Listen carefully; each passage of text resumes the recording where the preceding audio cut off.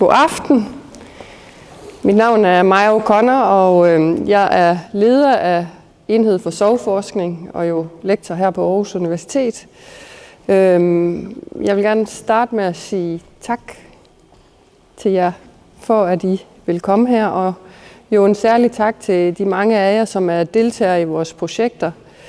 Det er jo jer, det handler om, og det her arrangement, det er også for jer, og så har vi inviteret en masse andre, også nu vi kan være her i salen. Og tak til kollegaer og psykologer rundt i området, og til studerende og venner og familie, som også er mødt op. For os er det en festdag, som vi rigtig har set frem til. Og lige om lidt vil jeg sige lidt om programmet, men først så vil jeg nævne, at vi optager det her på video, som kommer til at ligge på vores hjemmeside, og det er så bare os heroppe, der bliver optaget. Og vi vil også tage nogle billeder, og det bliver Malene her, det kan være, du lige vil rejse dig op, Malene, som kommer til at gå rundt og tage billederne. Og hvis der er nogen af jer, som ikke har lyst til at være på sociale medier, så kom lige og sig til Malene, at det ønsker I ikke, så sørger vi lige for at få jeres navn og sørge for, at de billeder ikke bliver brugt. Altså, det er selvfølgelig kun i fagligt sammenhæng, ikke også, at tanken er, og primært billeder bag fra salen og sådan. Og den skal lige indstilles lidt, kan jeg høre. Ja, men allerførst så... starteren, hvor blev den af den herovre? Klikkeren. Så har vi jo det her program, som er relativt stramt. Så vi kommer til at køre den sådan, og vi har jo nogle folk her, som godt kan snakke ret meget, inklusive mig selv. Jeg skal gøre mit bedste for at holde det kort. En masse ting, vi gerne vil igennem. Og allerførst, så skal vi sige velkommen til Søren Willert. Han er deltager i TAB-studiet, som jo er et af de store studier, vi har ved enheden.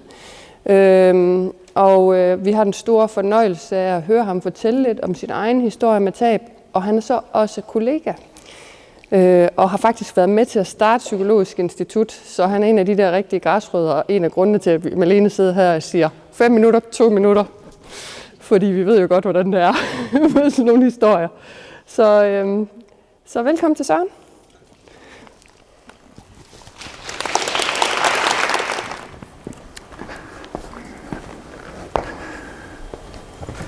Så, etteren.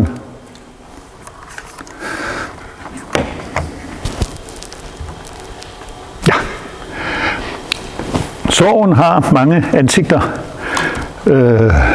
Jeg er gammel terapeut, blandt andet, udover at have været med til at starte det institut. Og som gammel terapeut, der gjorde jeg 2 erfaringer.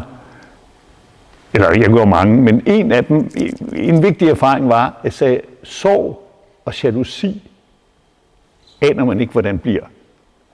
Det er meget, altså der er så mange måder at håndtere jalousi og sorg. Det er selvfølgelig, fordi det handler om at være meget knyttet, og så blive revet fri, og alt sådan noget, og hvordan reagerer man på det. Og jeg kan sige, at for min eget vedkommende var jeg selv overrasket, og det er det, jeg skal fortælle om. Og blandt andet af den grund henvendte jeg mig til Maja, da jeg fik det første spørgeskema, og sagde, at jeg var optaget af det her, jeg vil godt give en hånd med, hvis der kunne blive brug for det, og så kom jeg til at give lidt en hånd med. Og så synes du også, at min historie var speciel, og sagde faktisk, må jeg godt bruge dig som case? Og så sagde jeg, yes, anytime. Og det er så det, jeg fortæller om. Altså, nu er jeg en case. Sorg farver selvfølgelig af, hvem man er. Men hvem man er jo også, hvem man er sammen med, og har været sammen med, og har betydet meget. Ikke?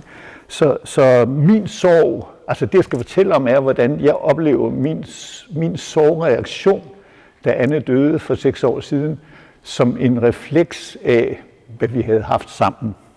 Næste.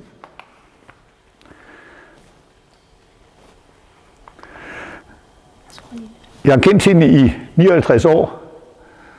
Vi gik gymnasiet sammen. Der var vi ikke kærester. Vi blev kærester, da vi startede på psykologistudiet i København. Der var ikke adgangsbegrænsning. Det var blevet et modestudium. Der var 250. Den eneste, jeg kendte i den der masse, var Anne. Så tog hinanden i hånden og sagde, skal vi læse statistik sammen? Det er vist ikke så interessant. Og så begyndte det på den måde. Jeg var gift med hende i 51 år. Næste. Vi skulle ikke giftes. Altså, det begyndte med, som sagt, at vi læste statistik sammen, og så var vi på noget, der hed laborantkursus sammen, og det ene og det andet. Og på det laborantkursus endte vi altid med at sidde på en bodega ved Østerbro og sådan noget, så vi kom til at kende hinanden godt, ikke? Og så på et tidspunkt, så blev det der statistik for kedeligt, og så gik vi i seng med hinanden. Og der skal jeg sige, jeg var den første. Anne var 25 år. Og jeg var den første, som jeg havde lidt erfaring, ikke særlig meget. Altså, i dag vil det være ret specielt, ikke, at være 25 år og uberørt jomfru. Men sådan var der altså. Så vi skulle ikke giftes, men vi kunne godt lide at være sammen, og det bredte sig, så at sige. Og så på et tidspunkt sagde min far, at hans chef, virkelig inkarneret ungkarl, skulle være kæreste med nogen, så han skulle flytte ud af sin lejlighed, men han var lidt bange for at give den fra sig, fordi man vidste jo aldrig, han var altså oppe i 50'erne, tror jeg, ikke, og hvad var det for noget, han havde gang i, så han ville godt beholde lejligheden. Og så sagde min far, min søn og sådan en pige, han kender, kunne måske tænke sig at fremleje den.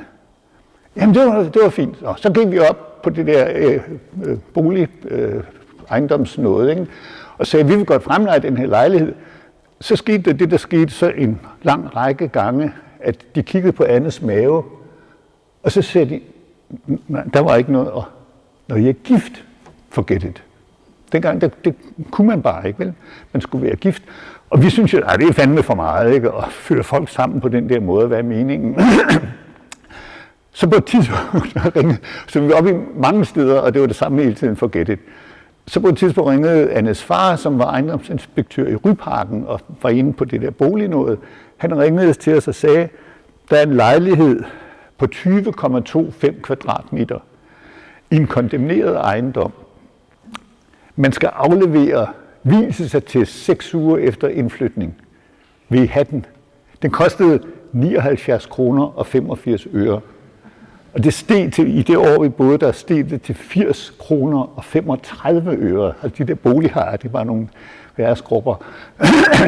Og så var vi ligesom blevet møder, fordi vi havde virkelig lyst til at være sammen. Ikke? Og så sagde vi, nå ja, skidt pyt, altså hvor der handles, der spildes. Og så flyttede vi ind 1. april, og så den 10. maj, så blev vi gift på Frederiksberg Rådhus og kunne aflevere vielsestesten. Næste. Men vi havde også en personlig ægteskabskontrakt, og den er vigtig for forløbet. Den gik ud på, Anne mindede mig på et tidspunkt om, at da vi var sådan i gang med lidt mere end bare statistiklæsning, så havde jeg på et tidspunkt sådan stoppet op og sagt, altså Anne, jeg skal til Afrika. Jeg havde været i Afrika 2 år efter min studentereksamen og blevet forelsket i kontinentet. Det var de store befrielsesår og sådan noget. Så jeg måtte ligesom vide, ikke, hvis det her skal vare Afrika. Og så sagde hun, ja, okay, det er orden. Og så sagde hun, Søren, jeg skal have børn. Og så stod jeg sådan og sagde, ja, okay. Så det var faktisk vores ægteskabskontrakt. Altså hvis vi blev sammen, så skulle vi til Afrika, og så skulle vi have børn. Det var alt, hvad vi vidste om, hvad vi gik ind til, udover at vi fik en lejlighed. Ikke? Og jeg takker det danske boligmarked for, at vi blev gift. Det var en rigtig dejlig beslutning, som jeg altså ikke selv var i stand til at træffe, og hun ikke heller. Videre. Jeg bliver altid så rørt, hvis jeg er til bryllup og hører Grundtvigs, det er så yndigt at følges ad for to, som gerne vil sammen være. Og det var ligesom sådan, det var for os. Vi ville gerne sammen være, og vi havde ikke lovet hinanden andet. Og det viste sig at være en god idé. Videre. Ja, hvor kommer den? Ja, så kommer den. Og så skete der det, at vi blev gift i 66, og i 87 blev vi fuldstændig Tristan og Isolde forelsket i hinanden. Det var så fedt. Altså, og det er noget om den der særlige form for ægteskab, vi havde. Ikke? Vi startede meget lavt, og derfor skulle vi ikke pille noget ned. Som, altså hvis man, du er den eneste i mit liv, og jeg, og ikke, det var, man kan sige, det var et arrangeret ægteskab, vi måtte se at få det bedste ud af det. Ikke? Og det gik 21 år, før vi var parat til virkelig at knalde den af som mand og kvinde. Og det er der en masse psykologi bag, og den skal vi ikke snakke om her, men altså sådan kan et ægteskab være. Videre.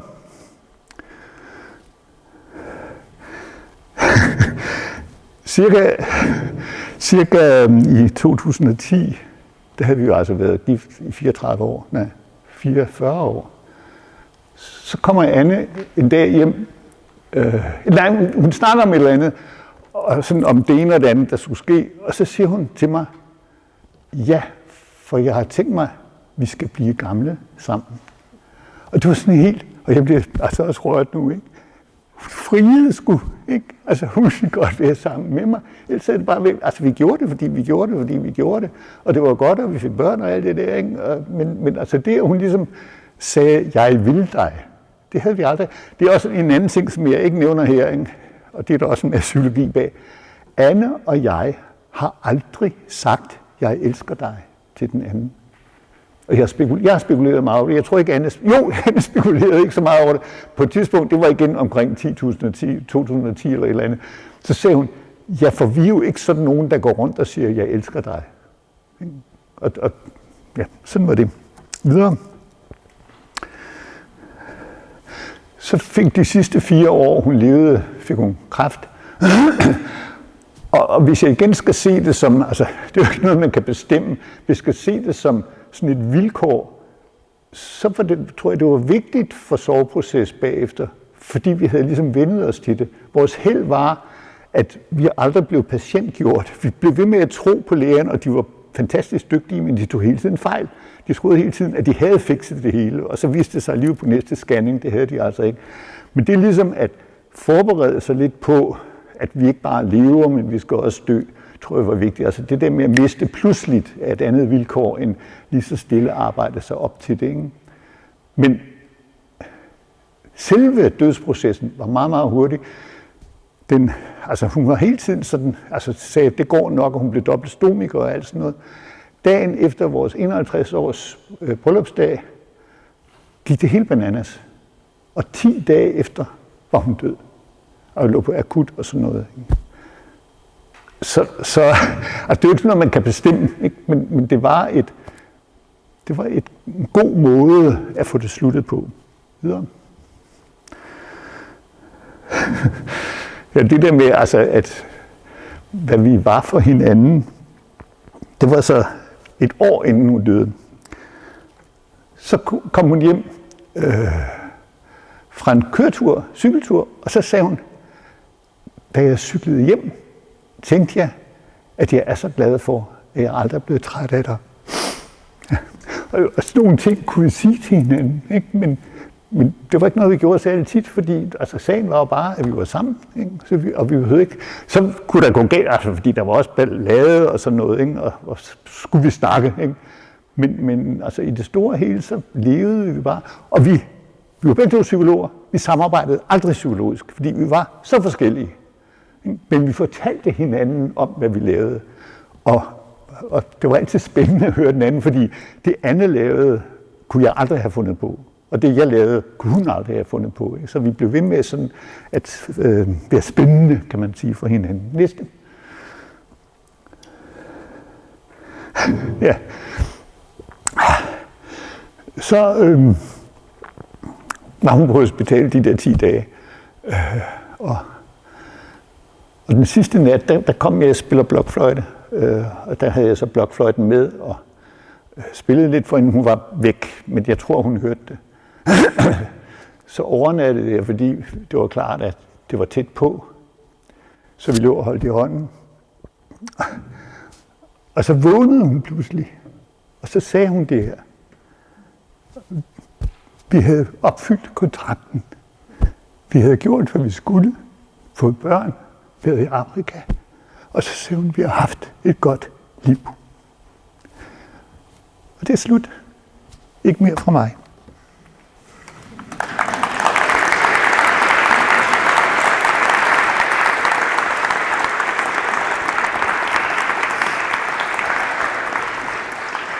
Jo, der er en mere.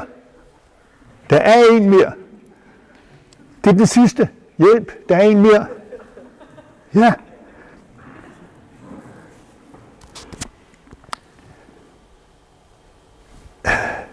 I stedet for sorg som sorg, så blev det sorg som taknemmelighed. Og jeg har været sammen med andre sørgning, og det med at få sorgen transformeret fra at være et savn til at være taknemmelighed, er for meget stort. Savn er et fravær. Når folk spurgte, hvad savner du, Anne? Så sagde jeg, nej, hun er jo død. Men jeg har aldrig haft det der med, at hun skulle være her. Og så kommer den sidste, som så Bob Dylan, 2 linjer i en Bob Dylan-sang, som jeg altid blev meget rørt over. She still lives inside of me, we never came apart. Fordi jeg snakker med hende løbende, og det er jo dejligt, fordi vi har haft det fint sammen. Ikke? Ja, så er der ikke mere.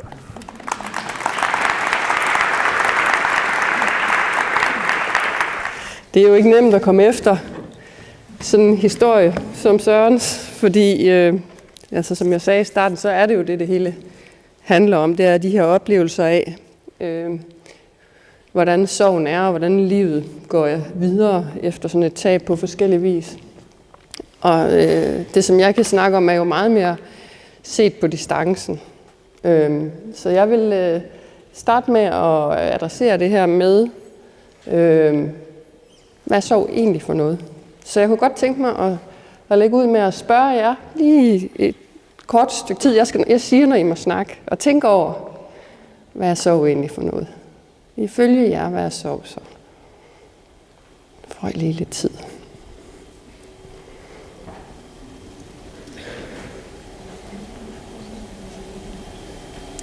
Og så vender jeg over mod 1 eller 2 af dem, der sidder ved siden af os. Fortæl dem, hvad I tænker, og hør på, hvad de siger. Okay. Så vi har Laura her, som har en mikrofon. Hvis der nu skulle være 1 eller 2 af jer eller 3, der har lyst til at sige, hvad er sorg egentlig for noget? Her til alle os, der er samlet i dag. Og ræk hånden op, hvis I en eller anden har lyst til at prøve at sige, hvad synes I sorg er? Den hånd derovre.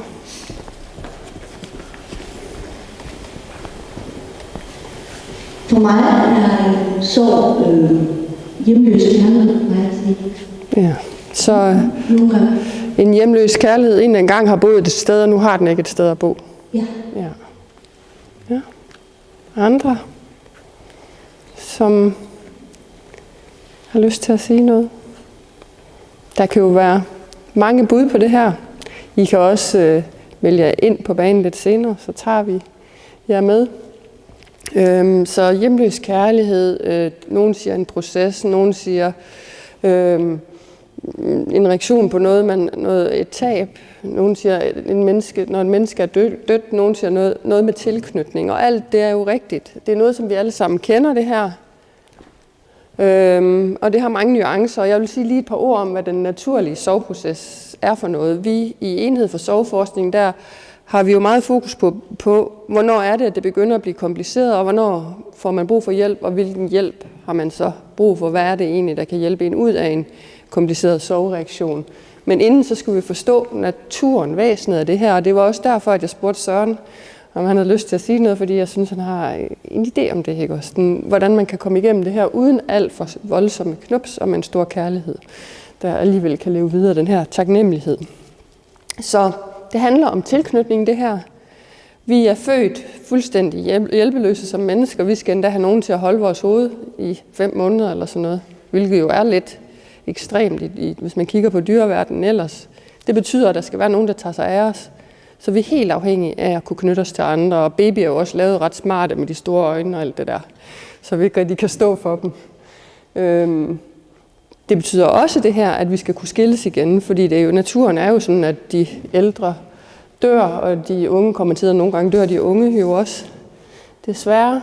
Så vi skal også kunne finde ud af, hvordan vi får skilt os ad igen for dem, vi elsker, i hvert fald som levende mennesker. Så der er tit noget med længsel, men længes tit efter det, der har været. Der er den her adfærd, som vi med psykologer kalder søgeadfærd. I virkeligheden så er det bare at prøve at opnå kontakt, fornemmelsen af at være knyttet til den, man har mistet igen. Og det kan man gøre ved at mindes ved billeder, ved musik, ved forskellige ting, der kan give en fornemmelse af nærvær. Og i den forbindelse, så kunne jeg godt tænke mig lige at nævne det her med, at op mod halvdelen af ældre efterladte, som deltager i de her studier, de fortæller, at de har en oplevelse af, at den, de har mistet, er til stede på en eller anden måde. Og rigtig mange af dem har også måske den, de har mistet, sige noget, eller rømmen, eller små lyde. Så det, som nogen vil kalde hallucinationer, det er altså helt almindelige sansoplevelser, når man har mistet. Så bliv ikke bange, hvis I ser det her, eller oplever det her. For at man kan komme igennem så et tab, så er der nogle ting, man skal håndtere, og det er ifølge ham der, professor Bolen der, som vi er ret store fans af. Han er fra Holland, og en klog fyr. Han siger, at der er nogle ting, man skal håndtere eller klare for at komme igennem sorgen på en naturlig måde. Noget med at acceptere tabets endelighed. Så ikke acceptere, at det er sådan her, det foregik, eller på den måde ligesom skal sige okay til det. Men det er sådan her, det er nu. Jeg har ikke andet valg, end at leve videre, og det her menneske er dødt og kommer aldrig tilbage. Det er vilkårene for mit liv. Og i den forbindelse ligesom kunne tillade sig at mærke sorgens følelser, når den her bølge af sorg kommer skyllende ind over en, hvordan kan man så finde ud af at stå i det, selvom det gør ondt, og selvom man bliver bange, og selvom det er overvældende indimellem. Og så kunne noget, som kan være ret svært at fortsætte de ting, som man egentlig trives med at gøre. Hvordan kan jeg fortsætte de her påskønnede aktiviteter? Eller måske gå i gang med nye, som kan give mig trivsel. Det nye, altså en af de nye ting i den her tilgang er, at det er sådan nogle opgaver eller udfordringer, eller noget, der skal copes med eller mestres, og ikke faser noget, der foregår i en bestemt rækkefølge. Desværre er det et rod for de fleste. Det bliver lidt mere forudsigeligt med tiden, og det vil Lene Larsen sige lidt om senere. Hun har nemlig stået for et spændende studie, der kigger på det. Så ikke faser, men opgaver eller udfordringer af forskellige slags. Så en anden teori, det er den her toprocesmodel. Her ser man på den ene side det her, som vi kan kalde fokus på tabet. Her forholder man sig det, man har mistet, og mærker den her bølge af sorg skal ind og trække sig igen. Prøver at forstå, hvad det betyder, det her tab. Hvad er det egentlig? Hvad er det for en slags relation, jeg skal have til den der død, nu hvor han eller hun, eller de er døde, og ikke længere levende mennesker? Skal det fortsætte, som det har været? Med daglig samtale, det er ikke så ualmindeligt. Skal jeg ligesom give helt slip og bruge mit krudt på noget andet? Eller hvad for en placering kan det her lade sig gøre at få? Og når man er i gang med den proces, så kan man ikke rigtig forholde sig til andet end det. Så fylder så bølgen så høj, og så fylder sorgen det hele. Den anden sæt af udfordringer, det andet sæt af udfordringer her, det er det, hvor man har fokus på det liv, der er tilbage at leve. Det har jo nogle konsekvenser, så at tabe ens hverdagsliv ændrer sig. Pludselig så er man den, der skal sørge for at brygge morgenkaffen, og det er altså ret træls, når man har været vant til at få den serveret på sengen. Og det har været en kærlighedsgerning hver gang, at det er sket. Og også de helt store ting, regnskaber, madlavning, kontakt til familien, selvangivelse, den er jo aktuel lige nu på den her årstid. Livsændringer, som er konsekvenser, ny økonomi på det gode, på det skidte, men også nye muligheder. Måske har man ikke kunne rejse i mange år, fordi ens partner har været syg, eller noget andet, ikke har villet rejse, og så kan man komme til det. Udvikle nye sider af sig selv. Når man er optaget det her, så får man en lille pause fra sorgens følelser. Så kan man få lov at kigge ud over horisonten og lige trække vejret og være koncentreret om noget andet. Og så kommer bølgen igen, og man bestemmer jo ikke selv, hvornår den kommer. Og så fokus det andet sted. Så på den måde, så svinger man. Det her, det skal forestille en vekselvirkning, den der streg i midten. Imellem de her to sæt af processer, og lidt efter lidt, så bliver det her tab integreret til en del af det menneske, man nu er. Så det er sådan en model på den naturlige sorgproces. Man kan også sige, at sorg er som bølger, og det er sådan et billede, jeg bruger rigtig tit, men jeg elsker det stadigvæk højt. Selv vokset op tæt på Vesterhavet, så jeg kender den her fornemmelse godt, når man står der med bare tæer, og så kommer der en bølge skyldende en, og den skubber lidt til en og bringer en lidt ud af balance. Men man kan nogenlunde blive stående, og når bølgen trækker sig, så kan man kigge ud over horisonten, og så kommer der en ny bølge. Og nogle gange så er det stormvejr, så er bølgerne høje, og så bliver man måske væltet over ende og skal lige have rejst sig op og hive efter vejret, og så falder det til ro igen, og man kan så nogenlunde stå der. Men det vi ved, det er, om lidt så kommer der en bølge igen. Havet er en naturkraft, og det er sorgen også. Den kan man ikke bestemme, man kan ikke sige nej tak. Den er, som den er, og den kommer, når den gør, og vi kan øve os i at stå i det. Og på den måde komme lidt igennem den her soveproces. Men nogle gange så bliver sorgen mere kompliceret. Og i den mere komplicerede sorg, der er det også Vesterhavet. Det er stadigvæk den samme proces, kan man sige. Men det er ikke sådan her, havet ser ud på de dage. Det er sådan her. Og det er jo et helt andet slags hav at stå i. Når havet er på den her måde, så hver evig eneste dag, så er bølgerne her. Og man bruger alle sine kræfter på bare så nogenlunde at få hævet sig en mundfuld luft, inden den næste bølge kommer. Og det her fortsætter i meget lang tid efter tabet. Så der er jo kommet sådan en ny diagnose, der hedder forlænget sovelidelse. Og fordi vi arbejder med klinisk psykologi, altså det at finde ud af, hvem der bliver syge af ting, og så at kunne hjælpe dem, så er det også et vigtigt værktøj for os. Men man skal også passe på ikke at komme til at bruge den til at sygeliggøre det normale. Så pointen her er jo, det er Vesterhavet. Men når Vesterhavet er sådan her hver dag i lang tid, så kan man ikke andet end at nogenlunde holde sig på benene, så kan man ikke leve sit liv. Og der er faktisk noget, man kan gøre, ikke også? Der er måder, der er behandlingsmetoder, hvis det er på den her måde, som kan hjælpe en til lidt bedre at kunne holde det ud. Og det er en af grundene til, at vi synes, det er vigtigt at have med det her at gøre. Altså udover, at vi elsker diagnoser, fordi vi er psykologer selvfølgelig. Så det man kan sige, det er, at når sorgen er kompliceret, så giver det her svær pine, lidelse, som mærkes hver dag og som hæmmer trivsel. Det gør, at man ikke kan fungere, som man gjorde før på vigtige områder. Det er tit flere områder, men det kan også være enkelte. Så det kan være arbejde, det kan være social funktion, skole, uddannelse, seksuel funktion, daglige gøremål. Vi har jo meget med at have en stor kærlighed til de ældre her i den her forskningsenhed. Og de er ikke på arbejdsmarkedet ret tit. Så måske kan man ikke se på bundlinjen i samfundet, om der bliver betalt lige mange skattekroner ind for de her mennesker. Men det er bare løjer ikke at kunne klare sin hverdag, og det koster på andre konti for en selv, altså for den efterladte selv, men også for de pårørende og systemet i det hele taget. Så der er mange gode grunde til at også have fokus på den aldersgruppe. Så det man kan sige, at den her forlængede sovelidelse, den består af, hvis man sådan skal beskrive den her diagnose, så består den af en ubærlig længsel efter den, man har mistet, som ikke aftager eller finder sin plads med tid. Mange siger det flår i hjertet, og som I vil se lidt senere, når Britt hun præsenterer sit kunstværk, så er hjertet en central ting i soveoplevelser. Så man længes så meget efter den, man har mistet, og man kan ikke forstå, at de ikke er der. Det er simpelthen uforståeligt. Selvom man godt ved det, så kan man ikke få det til at passe.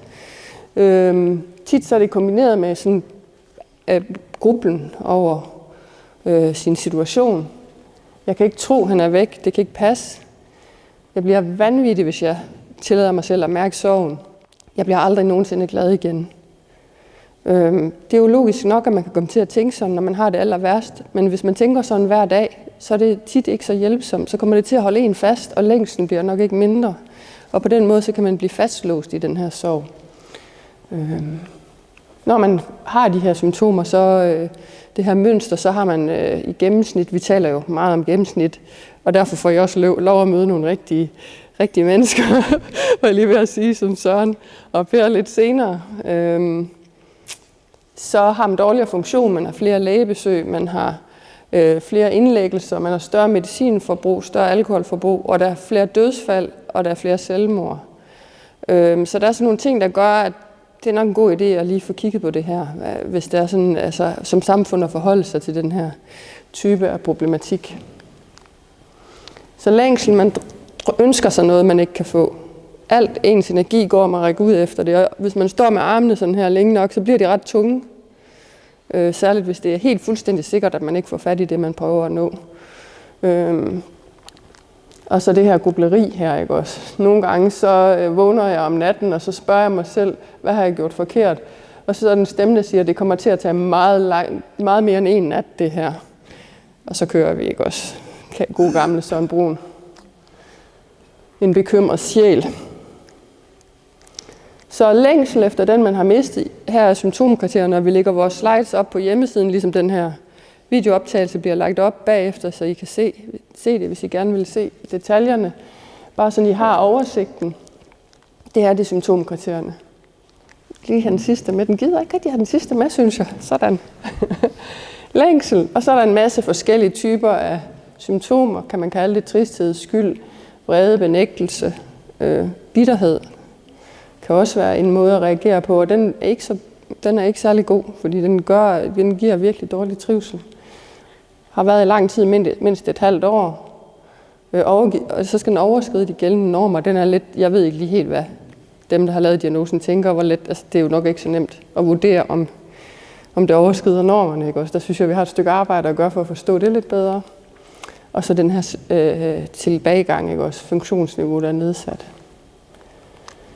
Man kan sige, at den naturlige sorg, der vil man sige tristhed og savn, men i den forlængede, der er det vedvarende længsel og stærk emotionel smerte, nedtrykthed, angst, skyld og skam osv. Man ser i den naturlige sorg, at man godt kan man forholder sig til fortiden og nutiden. Man har også en idé om sig selv i fremtiden, selvom det her menneske ikke er sammen med os længere, og ikke kommer til at være det. Og det, der kan være svært i forlænget sorglidelse, og som vi ser, det er som om fremtiden ikke eksisterer. Det er som om, at det her menneske ikke længere kan rejse i tiden, sådan som vi som nok, tror vi nok, de eneste dyr kan rejse frem i tiden. Sandsynligvis, fordi man kan ikke se sig selv uden det andet menneske. Man har i den naturlige sorg mere positive idéer og forståelser af livet her og nu, mens den anden er mere, den forlængede sorglidelse er farvet af de her negative bekymringer tit. Ens erindringer er mere detaljerede og har både positive og negative elementer med sig, så den kan være sådan bittersøde, fordi man jo stadigvæk savner den, man har mistet. Mens hos dem med forlænget sorglidelse er de mere overgenerelle. Det vil sige, man kan ikke huske detaljerne. Man kan ikke huske, hvem der var til stede, og hvad tøj de havde på, og hvad farver der var, og hvordan duften var, og hvor lang tid det varede. Man kan bare huske, det var slemt. Og de her detaljer, dem har vi nok godt af at have som mennesker om vores historie. Så det er noget, vi godt kan blive klogere på også. Og så det her med at opleve, man kan ikke styre Vesterhavet, men man kan nogle gange vide, jeg ved, der kommer en bølge, okay, nu kommer den, bare lad mig mærke den. Eller okay, nu kommer den, nu står jeg lige godt fast. Mens man i den komplicerede sorg eller forlængede sorglidelse, der føles det fuldstændig ude af kontrol. Så der er nogle forskelle i, hvordan de her ting opleves. Man kan sige, at forlænget sorg opleves lidt som en solformørkelse. I den forlængede sorg, der fylder sorgen det hele. Så tabet, det overskygger simpelthen livet. Og hvordan er det lige, det er med os mennesker og andre levende væsener på den her grønne jord? Vi har brug for lys for at overleve. Så vi har brug for, at der bliver lidt fleksibilitet, der både bliver mørke og lys.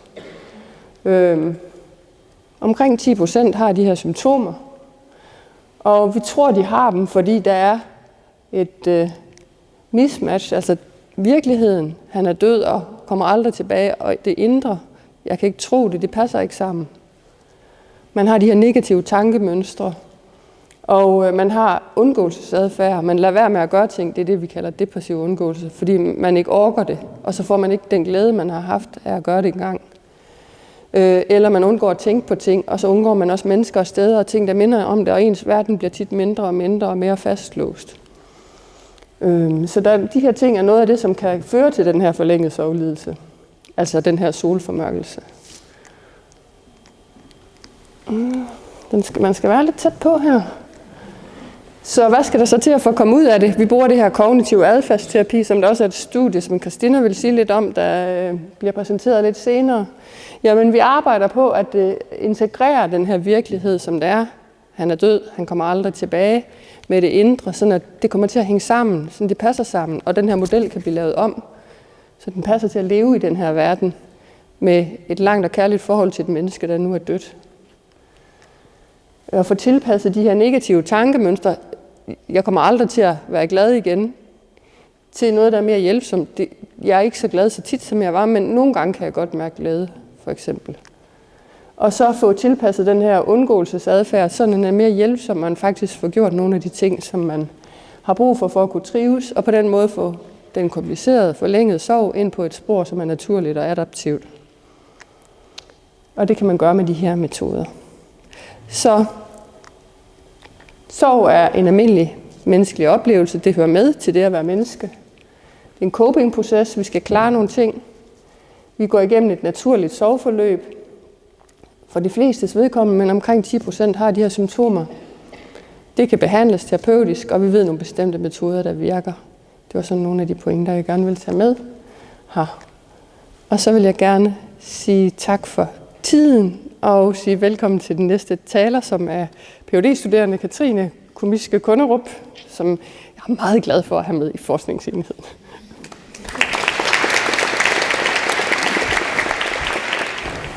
Godt.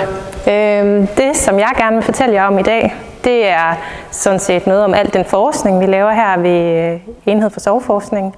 Og jeg vil gerne give jer et indblik i her det seneste år, hvilke forskningsstudier vi har lavet, og hvorfor nogle resultater vi også har fundet frem til.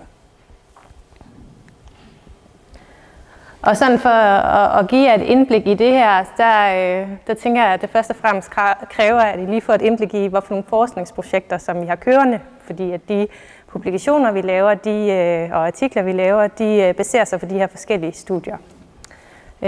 I 2017 der startede TAB-studiet, som allerede er blevet nævnt et par gange nu her, og kører fortsat. Det var den her store spørgeskemaundersøgelse, hvor mere end 1000 efterladte har deltaget, og rigtig mange stadigvæk udfylder spørgeskema. Så det giver en mulighed for at kigge på de her sorgreaktioner over rigtig lang tid. I TAB-studiet var der også et interventionsprojekt, hvor vi undersøgte compassion-fokuseret terapi. Det er afsluttet nu, og jeg vil fortælle jer lidt mere om de resultater, vi fandt her. Så i 2020, der startede vi sorgskala-studiet, og formålet med det her studie var netop at prøve at udvikle nogle spørgeskemaer og et diagnostisk interview til at prøve at finde ud af, hvordan kan vi identificere de her efterladte med forlænget sorglidelse. Projektet det er afsluttet nu, og vi er i gang med at skrive på artiklerne. I 2021 der startede vi så projektet Livet med sorgen, som er et interventionsprojekt. Det er her, hvor vi prøver at undersøge kognitiv adfærdsterapi, som mig også lige ganske kort præsenteret. Og her vil vi gerne kigge på, om gruppe- og individuel terapi, hvordan de virker i forhold til komplicerede sorgreaktioner hos ældre efterladte. Og projektet det kører stadigvæk. Og så i 2022 der startede vi Sådan oplever jeg sorgen.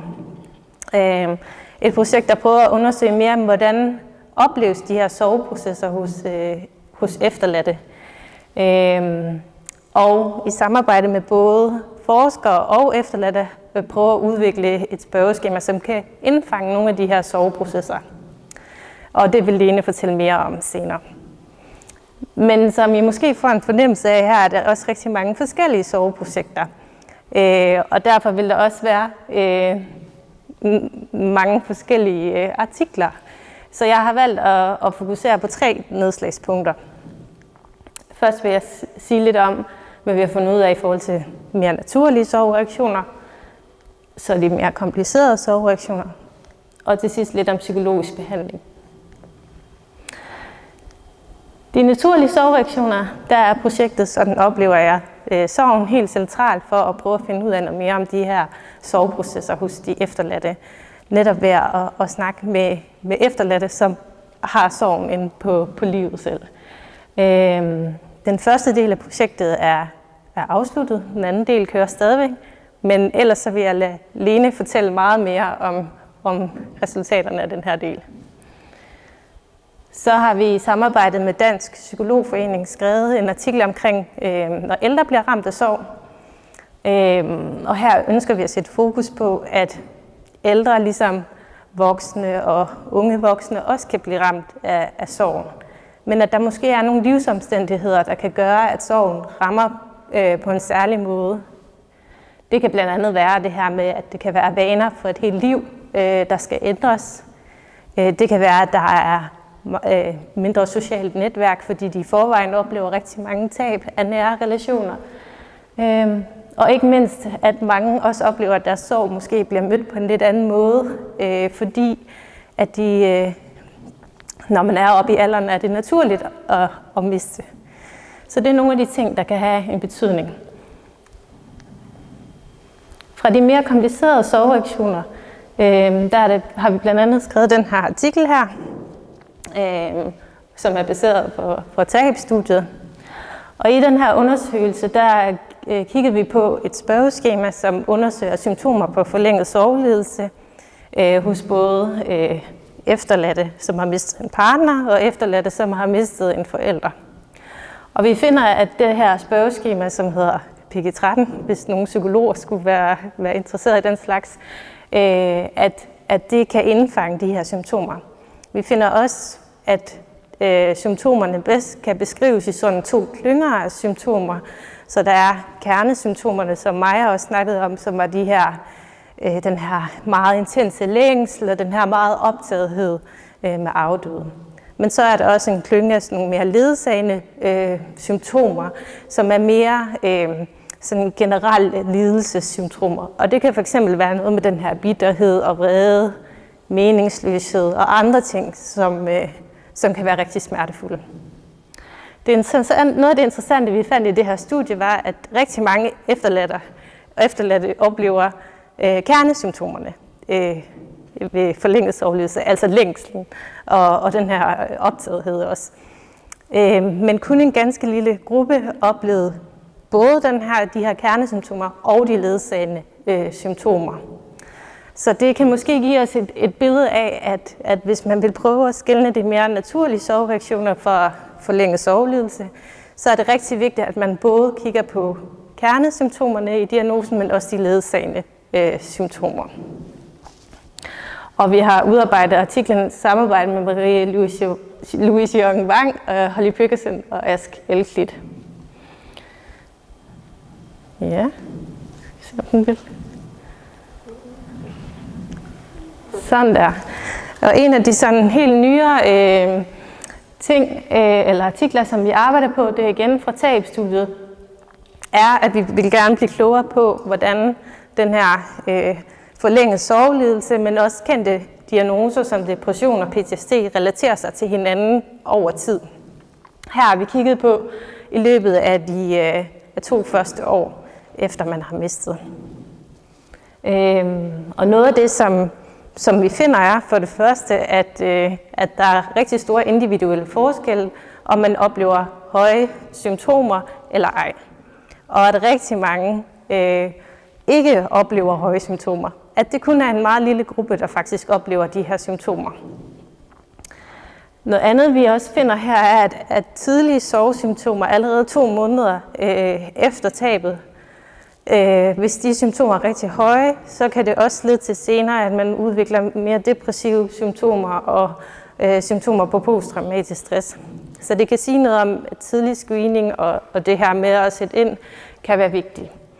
Men samtidig så viste der også et billede af, at de her ting faktisk filtrer sig utrolig meget sammen over tid, og de her forskellige lidelser ikke altid er så forskellige, og de kan være svære at skille ad.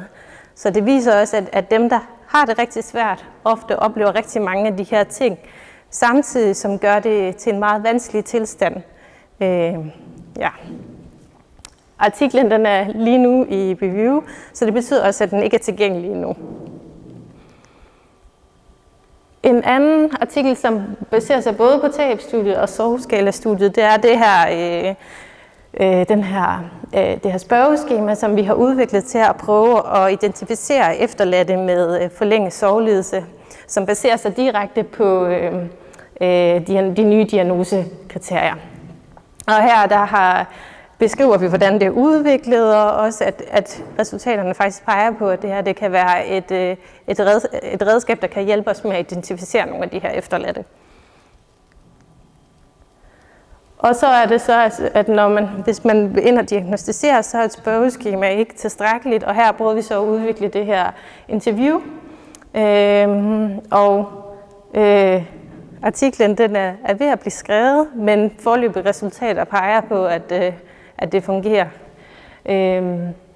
Der er lavet en hjemmeside, hvor man kan gå ind og både at se træningsvideoer, hvordan bruger man sådan et interview. Man kan også læse mere om interviewet og hvordan det er udviklet osv. Så det er noget, I kan gå ind og kigge nærmere på, hvis I er interesseret. I forhold til psykologisk behandling, så havde vi undersøgt den her compassion-fokuserede terapi, som var i et gruppeformat, 8 gange. Og desværre viste det sig ikke, at det ledte til færre symptomer på forlænget sovelidelse, og det kan der være forskellige grunde til. En grund kan måske være, at den ikke gik ind og arbejdede direkte med nogle af de processer, som Maja hun nævnte i sin præsentation, noget med den her manglende integration og undgåelse for eksempel.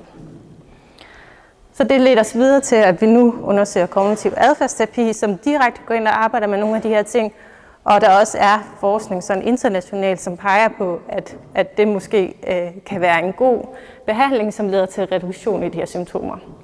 Vi har lavet et lille pilotstudie, som tyder på, at det faktisk både virker i forhold til forlænget sovelidelse og nogle af de andre lidelser, men også direkte leder til reduktion i for eksempel undgåelse eller den her manglende integration. Så det tyder på, at den faktisk går ind og arbejder med noget af det, der tyder på at være problematisk.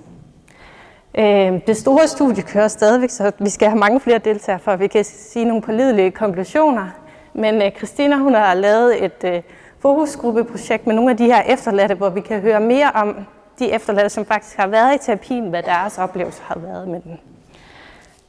Og det præsenterer hun her senere, så det får I lov til at høre mere om. Yes.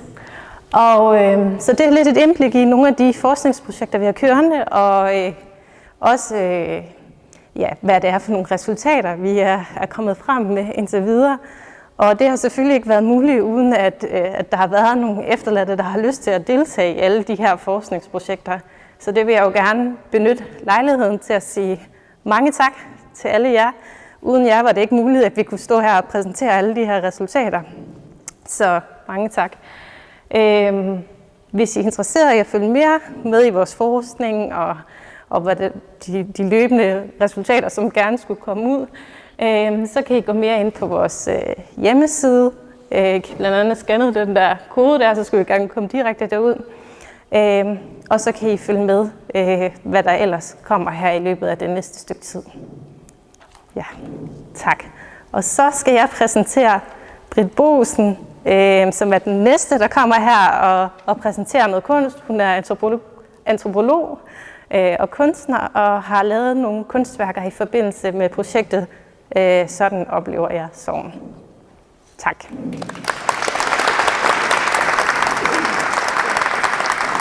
Jo, jeg hedder Britt Boesen, og jeg er rigtig nok billedkunstner og antropolog, og jeg laver både en billedkunstner og en antropolog i det her selskab, spørger jeg nok, fordi vi er jo her hos psykologerne. Jeg blev inviteret til at lave et kunstværk til det projekt, som Lene skal komme og tale om bagefter, i forbindelse med det her med, hvordan sorgen den opleves. Og jeg har ikke taget nogen slides med, og jeg har ikke taget nogen billeder med, men mit kunstværk, som nu tilhører Aarhus Universitet, det ligger faktisk heroppe, og I er meget velkommen til at komme op og se og røre ved det. Det er 5 hjerter i ler, og det er ikke sådan nogle Hollywood-hjerter, det er menneskehjerter, forsimplet en smule. Og de er forskellige tilstande af sorg, og det vil ikke engang nytte ret meget, hvis jeg tager en op og viser, men nu gør jeg det alligevel.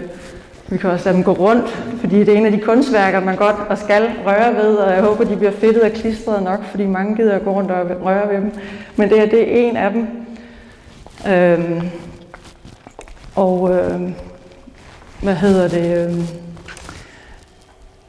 Ja, jeg synes, det her med, hvad laver kunsten her egentlig, synes jeg måske, jeg vil prøve at starte med.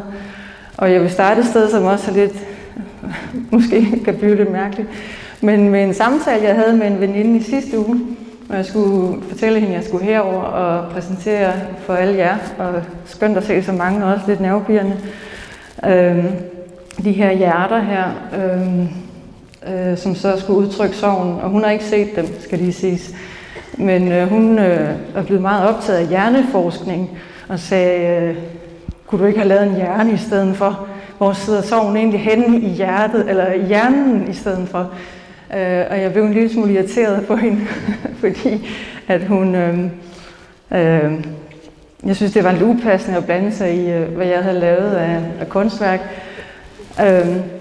Og jeg blev også en lille smule irriteret over, og det er jeg også i forvejen, over den hjerneforskning, og nu håber jeg ikke, der er nogen hjerneforskere til stede. Men det her med, at alting skal kunne forklares et eller andet sted op i hjernen, altså for mig at se, så, og jeg er som sagt ikke hjerneforsker, men jeg kan trods alt mærke min krop, og noget af det, jeg i hvert fald hørte, den her referencegruppe, som var med, som de pårørende taler om, det er noget af det, som også føles fysisk inde i kroppen. Og jeg lagde også mærke til, at vores første fortæller her tog sig til, måske ikke direkte til hjertet, men jeg var så lykkelig, da jeg så det, da du begyndte til sidst at tale om din kone. Jeg synes, vi skal overlade det til hjerneforskerne. Jeg er sikker på, at der er rigtig meget mere, de skal finde ud af omkring, hvor ting sidder henne, også hvor de føles og hvor de opleves.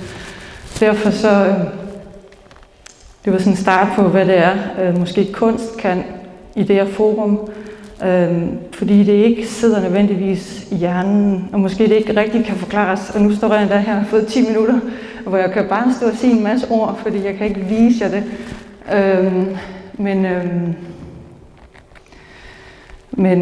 Men jeg tror, det som kunsten kan i den her sammenhæng, det er jo paradoksalt, jeg skal sige det, det er, at det netop ikke bruger ord. At det faktisk kan sige noget, som I kan mærke, og som vi mærker, og som en anden ting, jeg vil nå at sige, inden jeg skal give mikrofonen videre, det er, at i sorg, der er vi alle eksperter. Alle os, der har oplevet sorg, der er vi faktisk alle eksperter. Det er også noget af det, som kunsten måske gør, fordi den viser, at det er ikke noget, man... For mig er kunst i hvert fald ikke noget, der sådan forklarer ret meget, men den prøver at vise noget og vække noget i den, der ser det. Jeg er også ved sådan en lille smule om det med kunsten og hvad den kan bruges til.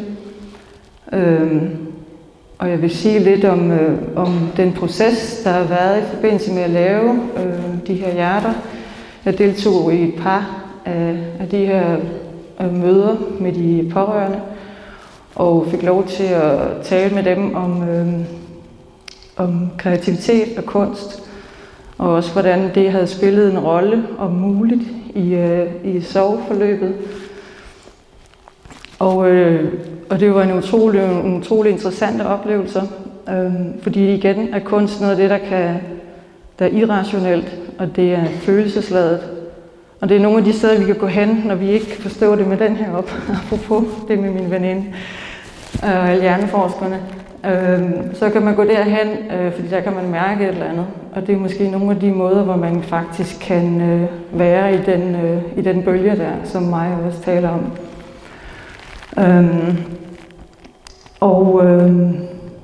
Ja, det var jo nogle interessante samtaler om det, og jeg havde fået fuldstændig frie tøjler til, hvad for en slags kunst jeg ville lave. Jeg maler, jeg tegner, jeg laver sågar vægmalerier, og jeg tager fotografier, og jeg laver også ler. Så der var frit valg på alle hylder. Det var super skønt.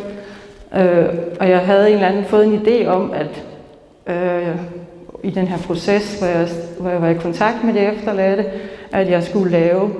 Jeg tillod mig simpelthen at fortælle dem, hvad jeg tænkte værket skulle være, fordi jeg er jo billedkunstner, men jeg er jo også antropolog. Så jeg laver jo også noget, jeg synes, jeg kan høre, nogen har sagt, det handler om. Så jeg tænkte, nu må jeg satse hele butikken, og så fortæller jeg dem, hvad det er, jeg tænkte mig at lave for et værk. Og det kunne de ikke lide. De synes slet ikke, at det var... jeg skal ikke trætte jer med, hvad det var for en idé, jeg havde, men de synes i hvert fald ikke, at det udtryk, det sagde noget som helst om. Hvordan skal jeg prøve at forklare det? Altså, jeg havde den idé, at det skulle være sådan et hamskifte, man tog, når man havde oplevet et dødsfald. Så man så langsomt groede et nyt ham ud. Og det, som der blev sagt, det var, at de synes ikke, at det kunne ses udenpå det, man oplevede. Og det var jo en kæmpe gave. Det var også lidt en lussing lige i ansigtet, fordi så måtte jeg jo hjem og finde på noget helt andet. Men jeg er blevet enormt glad for resultatet. Og så kom jeg på det der med de hjerter. som jeg synes er helt oplagt. Fordi det sidder jo inde i, og det er, I må meget, jeg håber, at nogen kommer op og kigger på dem, for de ser meget forskellige ud, og de slår stadigvæk faktisk alle sammen, hvis de bliver sendt ind i sådan et rigtigt menneske, er i hvert fald min oplevelse. Men de fungerer forskelligt, fordi de er forskellige steder i sorgen. Så jeg håber meget, at de udtrykker det, som jeg synes, jeg har hørt folk sige. Ja. Lige før var der 2 minutter tilbage. Er der 0 minutter nu? 1 minut. Jeg har mere end til 1, men så siger vi... Ja, men det har i hvert fald været et enormt interessant, spændende studie. Jeg synes jo, at kunst og videnskab er et perfekt match, fordi det kan sige noget andet på en anden måde, hvor vi lige kan få lov til at være stille. Jeg kan også bare være stille de sidste 10 sekunder, så kan vi bruge den. Ja, det tror jeg vel. Tak.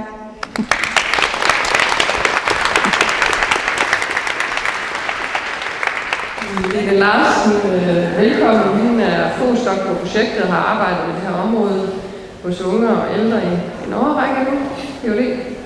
Og vil fortælle lidt om det her projekt, så den oplever sorg.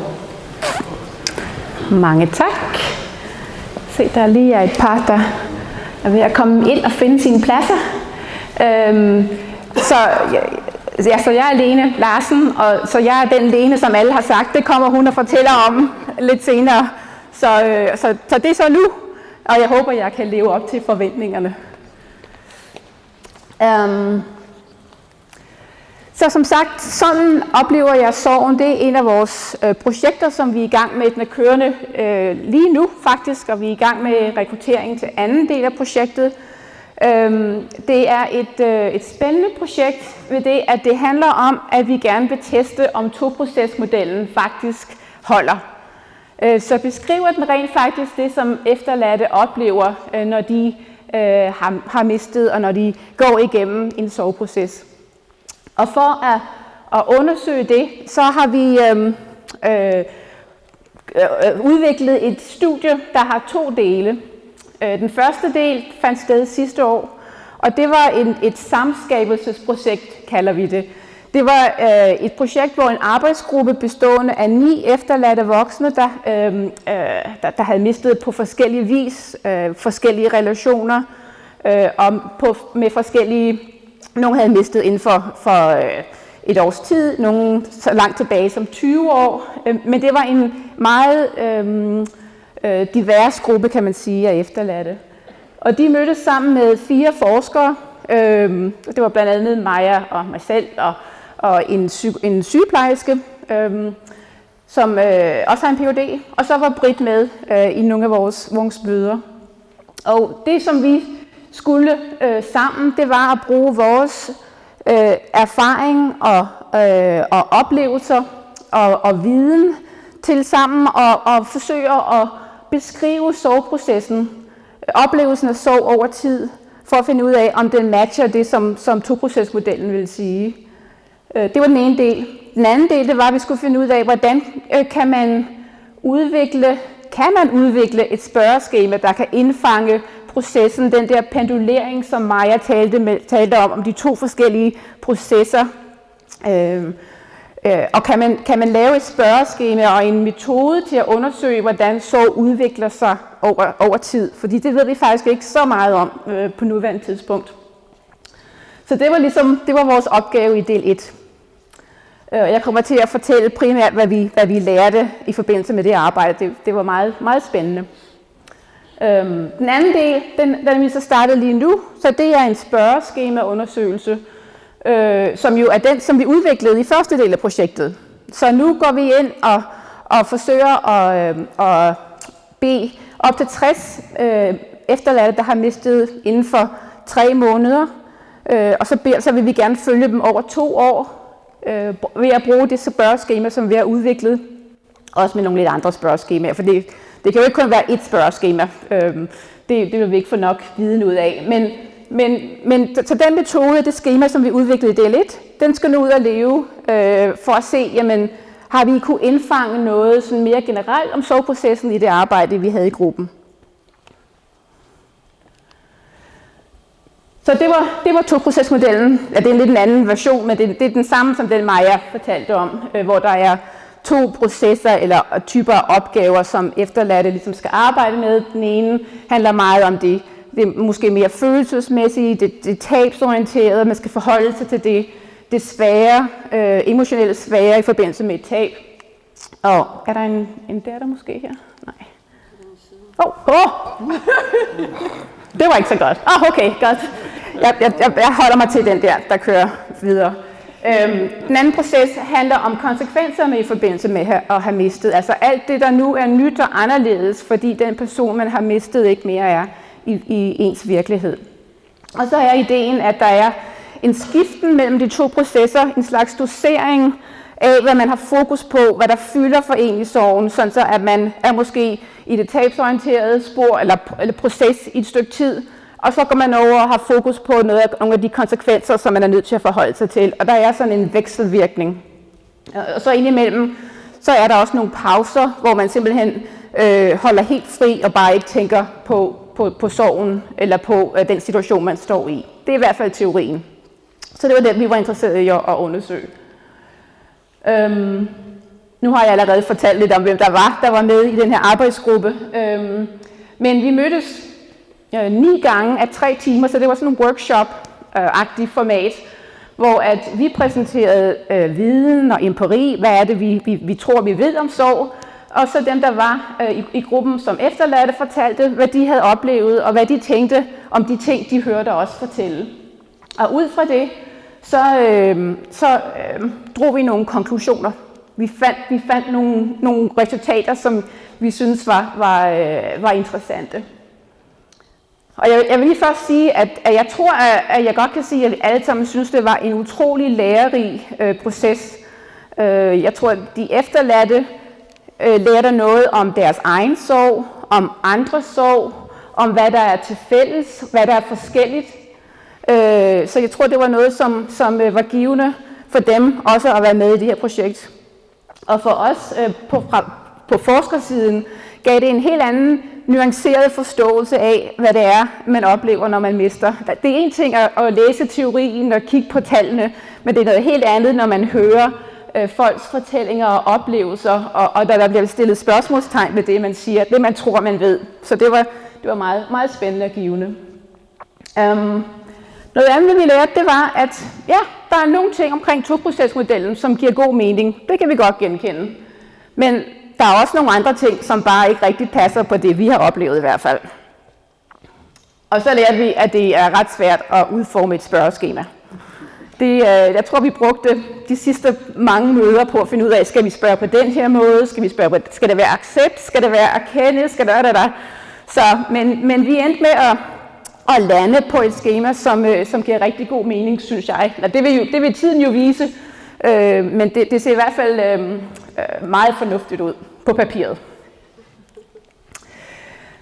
Noget andet, vi lærte, så det her forholdsvis tidligt i processen, der nåede vi frem til en mere udvidet toprocesmodel. Fordi det, de efterladte fortalte, de faktisk oplever, det er, at vi kan godt forstå de der processer og opgaver, det giver god mening, men de er ikke adskilte hele tiden. I starten, der er de faktisk oven i hinanden, det er bare et spørgsmål om at overleve og forholde sig til tingene, som det sker. Men der er ikke den her fine to afgrænsede processer og en pendulering, som modellen siger. Med tiden, der kan man godt fornemme, at de 2 processer ligesom adskiller sig lidt. Der sker ligesom et skift i, hvordan sorgen opleves. Men der er stadigvæk meget overlap. Så mens man forholder sig til nye konsekvenser, så har man stadigvæk meget af sorgen med sig. Det er ikke sådan, at man er det ene eller det andet sted.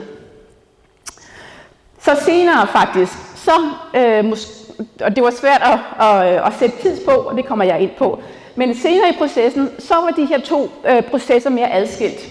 Det kunne man godt fornemme, og man kunne ligesom sige, okay, nu er jeg herovre i gang med at etablere mit nye liv, eller nu er jeg herovre, fordi nu er det måske en mærkedag, eller der er sket et eller andet, der bare har gjort, at nu kan jeg rigtig mærke sorgens følelser igen. Men det er ikke så mudret, som det var i starten. Så det i sig selv er jo interessant for os, altså at de to processer, og sådan er det jo tit med teorier, det er jo et forsøg på at gøre ting simple og forståelige, men virkeligheden er jo ofte meget mere kompliceret end det, og det er jo så sandsynligvis tilfældet her. Så det vi lærte, det var også, at der er en udvikling fra at føle sig ikke i kontrol overhovedet, blive kastet rundt af sorgen, til på sigt at føle sig en vis kontrol. Ikke 100%, men en kontrol over, at nu kan jeg godt fokusere på mit liv, uden at sorgen overvælder mig. Så der var en ændring fra at føle at være absorberet i sorgen, til at have en vis kontrol. Der var en ændring fra at være en høj grad af intensitet, følelser, adfærd, oplevelser var intense i starten, til at det med tiden blev mindre intenst. Der var også en fornemmelse af en ændring i ens bevidsthed. I starten var det som om, at man var i en parallel verden, som en slags zombie, der bare fulgte med. Hvor gradvist, så blev man mere og mere bevidst om at være i livet, og være i det virkelige liv. Så der er nogle ændringer, som vi fik sat ord på, og som vi nu håber at kunne undersøge i det næste del af undersøgelsen. Så var der det med pauser.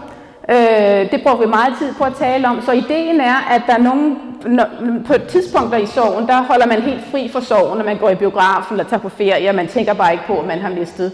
Og det var ikke til at genkende. Når man har mistet, så har man altid sorgen med sig. Så der er ikke rigtig nogen pauser. Man er forandret på en måde, som bare gør, at man kan ikke holde fri. Så det vi lærte, det var, at processerne overlapper i starten og adskiller sig så over tid. Vi lærte også noget om, at man faktisk, når man pendulerer, tager noget med sig.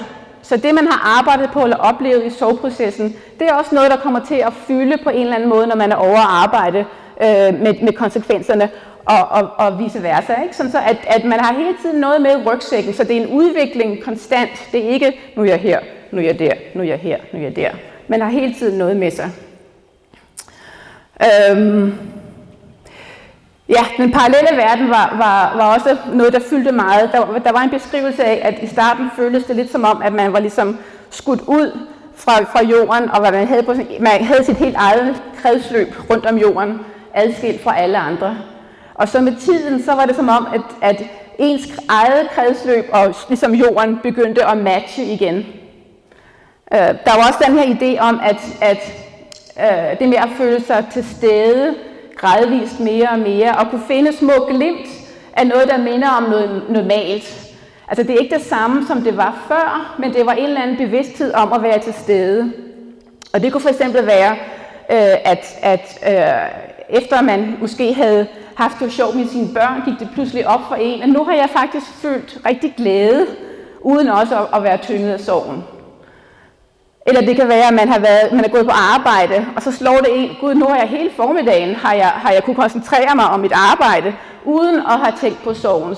Så der er de her små momenter, der ligesom giver håb til, måske at noget er ved at ændre sig, eller noget kan blive normalt igen. Altså et nyt normalt. Vi lærte også, at man tager erfaringer med sig, som hjælper i tilpasningsprocessen. Der var en af deltagerne, som beskrev det som, at hun følte som om, hun var sådan en russisk væltedukke. Og i starten, når hun blev slået omkuld af sorgen, så lå hun ned, og så tænkte hun, jeg får det aldrig godt igen. Men hun lærte jo med tiden, at hun kunne rejse sig op igen. Så næste gang hun faldt og blev slået omkuld af sorgen, så vidste hun, okay, jeg kender det her. Jeg ved, at det skal nok blive bedre. Så hun gjorde sig nogle erfaringer, som bevirkede, at hun kunne tilpasse sig på en måde. Vi lærte også, at det at have ansvar for andre kan være hjælpsomt. For eksempel hvis man har børn, der skal i skole og skal have smurt madpakker, eller hvis man havde en hund, der skulle gås tur med, eller hvis man havde et studie. Hvis der var nogen, der ligesom der regnede med en, eller der var afhængig af en, så kunne det hjælpe med, at man ikke ligesom sad fast i sumpen, men at man kunne tilpasse sig den nye virkelighed. Og så vi brugte også en del tid på at tale om det med vigtigheden af tid. Jeg tror, at alle havde en fornemmelse af, at tid, der er bare noget omkring tid, som er vigtigt. Men det er svært at sætte ord på og beskrive, hvad det er, eller hvornår der sker ændringer. Så der er noget omkring tid, som vi ikke har helt styr på. Og nu kommer jeg til at tale lidt om noget hjernevidenskab, fordi jeg tænker, at det måske har en rolle også i vores sorgforståelse. Det er jo sådan, at der er jo ikke en teori eller en måde at tænke om sorg på, der ligesom kan forklare det hele. Så den nye neurovidenskab, tror jeg faktisk har noget at kunne bidrage med. De har nemlig fokus på det med, at sorg er en slags læringsproces. At med tid og med nye erfaringer, så kan vi tilpasse os den nye virkelighed, som vi nu lever i.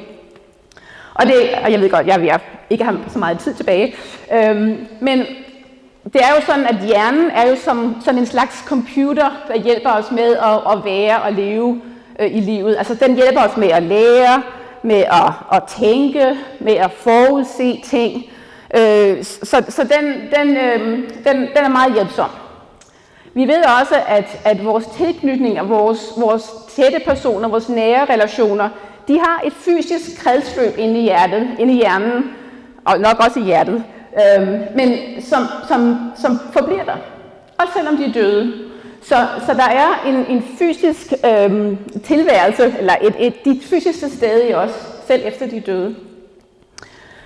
Men det med læringsprocessen, det handler jo om, at på grund af de erfaringer, vi har gjort i vores liv med den nu afdøde, så har hjernen en forståelse af, jamen når klokken er 5, så kommer min partner hjem, og så skal vi have happy hour.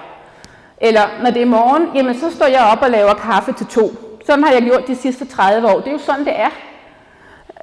Eller når jeg oplever noget, så sender jeg en sms til min mor. Eller min søn, som bor langt væk, han kommer tilbage hver jul. Så det er den virkelighed, hjernen opererer ud fra. Og det vil den blive ved med, også selvom personen i de her tanker, eller de her overvejelser, måske er død. Fordi at hjernens virkelighed er jo baseret på, at det er jo nærmest en statistik, ikke? Altså ud fra de sidste oplevelser, jeg har haft de sidste mange år, så er jeg ret sikker på, at klokken 5, så kommer han hjem. Sådan har det altid været. Men sådan er det jo bare ikke mere.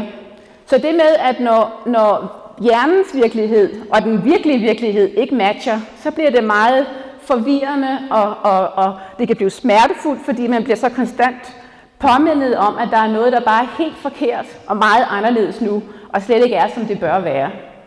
Så det er lidt som om, at hjernen skal omprogrammeres til den her nye virkelighed.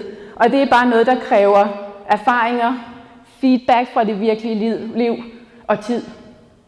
Og det er måske sådan når man lærer nye ting, så gør vi jo det på forskellige måder, og nogle lærer måske hurtigt, og andre lærer knap så hurtigt. Og det er måske alligevel lidt det samme med sorg. Måske er det derfor, det er så svært at sige ved 6 måneder sådan, eller ved 1 år sådan, fordi det er meget individuelt. Så det er nogle af de ting, som vi tænker over nu. Det var ikke noget, som vi drøftede i studiet, men det er noget, der ligesom er kommet efter, men hvor det ligesom virker som om, at vi har måske fat i noget her, hvor at vores arbejde i arbejdsgruppen, og det vi nu kan tænke i forhold til, hvad sorg gør ved hjernen, eller omvendt, at det kunne give mening.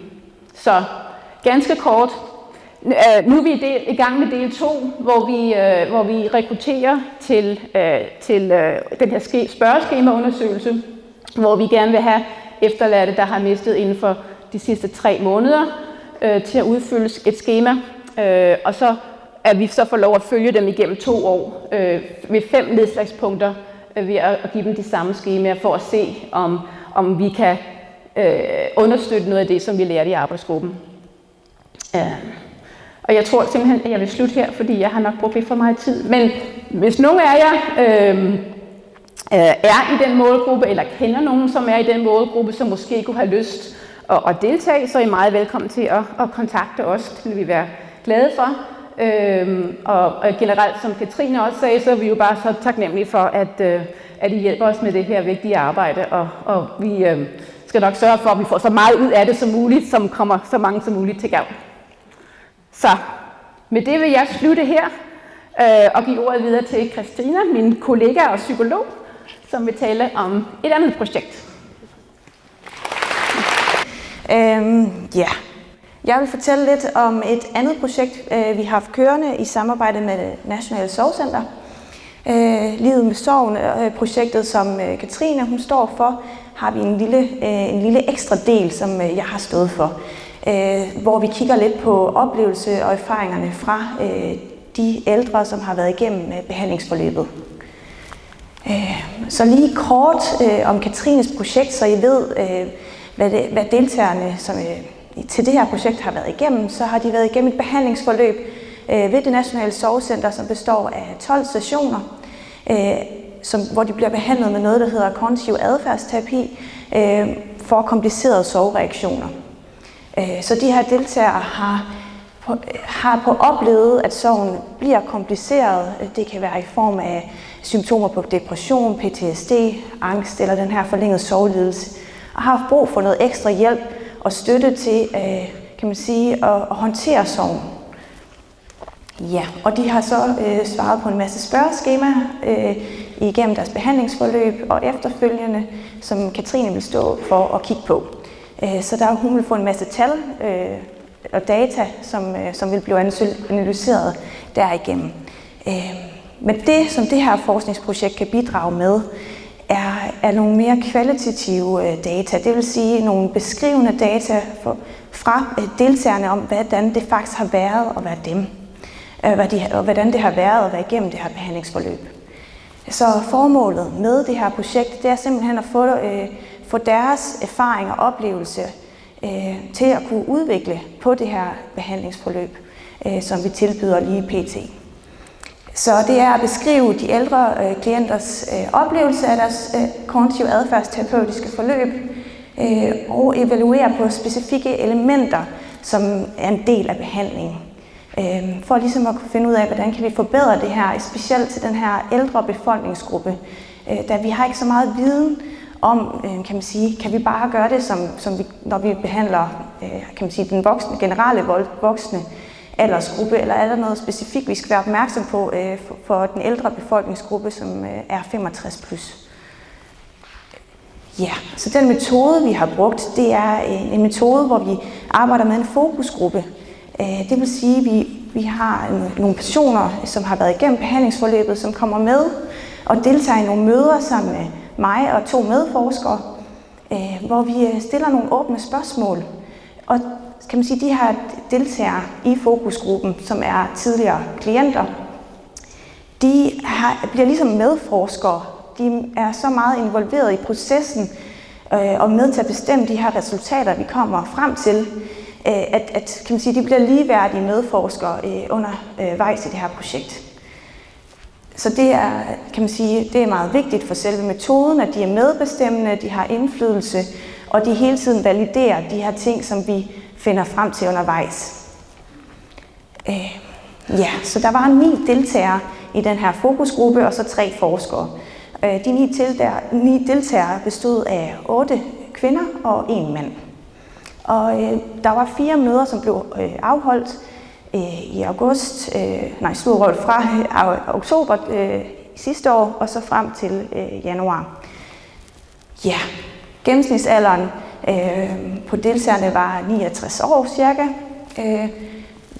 Og alle havde mistet en ægtefælle eller en partner. Ja, og så var det så 4 af dem havde modtaget individuel terapi, og 5 af dem havde modtaget gruppeterapi. Så der er 2 behandlingsformater, som Katrine hun går ind og undersøger. Så vi har sådan, kan man sige, lige antal deltagere næsten af hver, for at få de erfaringer, de hver især har. Ja, Og så er det jo det her med, når vi laver et kvalitativt studie, så giver det lidt noget andet, kan man sige, noget andet data, noget anden viden, end de her mere kvantitative studier. Det kvalitative studier kan, det er, at de kan give rige beskrivelser af oplevelser og menneskelige erfaringer. De kan give nogle nuancer, som måske ikke helt bliver set i det kvantitative. Og de kan give nogle smukke beskrivelser, vil jeg også sige. Så det, jeg lige vil læse op, det er nogle citater, som er blevet sagt undervejs til nogle af de her møder, omkring deltagernes oplevelse af, hvordan er det for os, hvordan har det været for mig at være i sorg. Så en af deltagerne sagde undervejs til et møde, 2 bliver til en halv. Det synes jeg beskriver rigtig meget, hvordan det er at blive efterladt. Man føler sig som et halvt menneske. Og den her deltager beskrev så, hvordan at det har været en lang proces for hende, at begynde at være et helt menneske igen, altså at blive et helt menneske igen, og det har taget lang tid, fra da hun mistede sin mand.